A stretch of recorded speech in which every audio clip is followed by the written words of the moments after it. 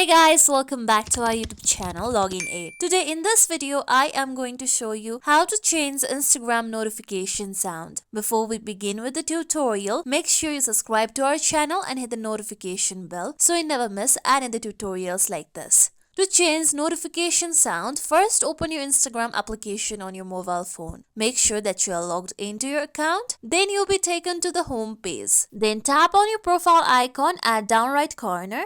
With that, tap on the three lines at top right corner. Now tap on settings and privacy at first. With that, tap on notifications.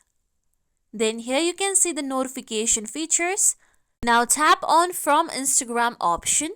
Then here you can see from Instagram notification settings. Now scroll down, then tap on additional options in system settings at last. Now scroll down. Under direct, you can see Instagram direct.